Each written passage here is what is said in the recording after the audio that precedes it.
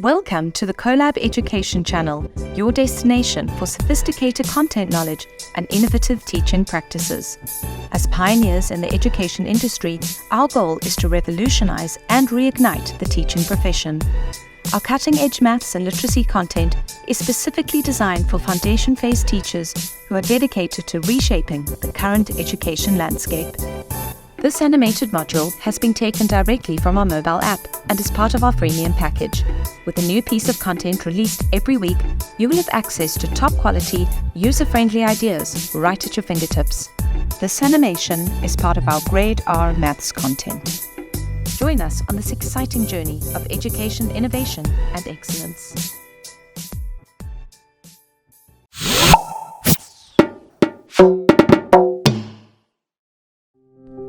Data handling is an important and relevant skill for children to learn. The collecting, sorting, representation and interpretation of data to provide meaningful information is both necessary and useful in everyday life.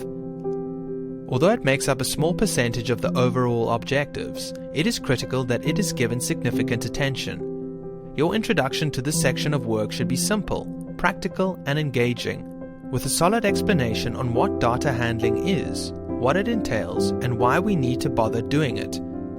Children of this age are used to counting and to measuring using informal and formal units of measurement.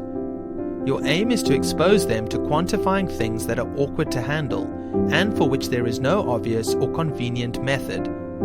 This will encourage your children to brainstorm, to debate, and to weigh up advantages and disadvantages, all critical life skills. Their learning will be enhanced if you make the criteria and content of data handling interesting, meaningful, and pertinent. This assessment standard focuses on the collection and sorting of data. The curriculum suggests using the children as variables. This may be limiting depending on the number of children you teach and whether or not you teach at a co-ed school.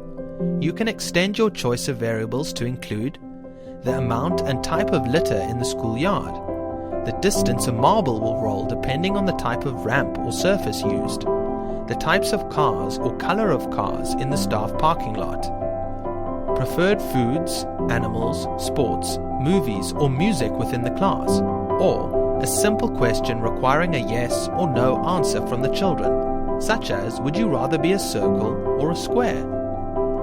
Regardless of what variables you choose to work with, sufficient scaffolding is required.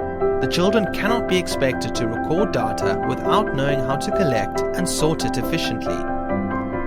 Begin by posing a question to your children. How many children are in our class? Onto your board, write down some of the numbers they suggest. Are there more boys or more girls in the class? Write down their thoughts.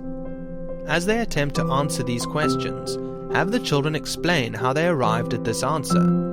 How can they be sure that their number is exact? Talk to the children about the importance of this information. The school and the teachers need to know the exact number of children as well as the exact number of boys and girls in each class.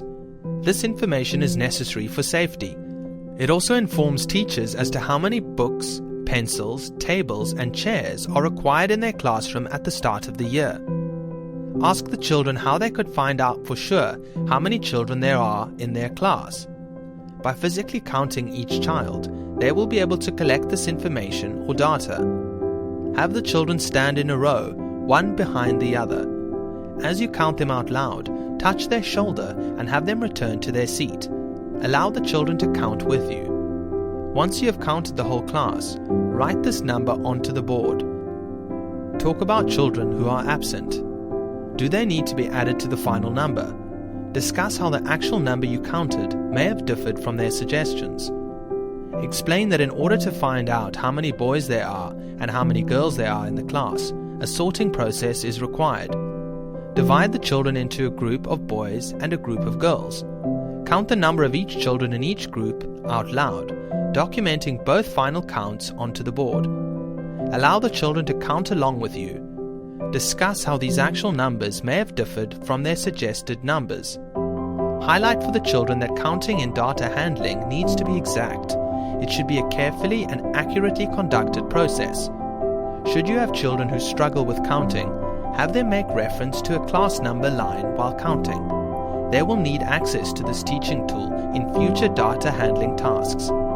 Should you not teach at a co-ed school, you could use other attributes pertaining to your class. Have the children collect data on the number of children who have a brother, a sister, a brother and a sister, or who are single children, or the number of children who own a pet. As you conclude the exercise, revise how the aim of this activity was to find the number of children in the class and to determine how many boys and how many girls form this group. Reiterate that first the class was counted as a whole, taking into account absentees, and then the group was sorted according to the attribute of gender.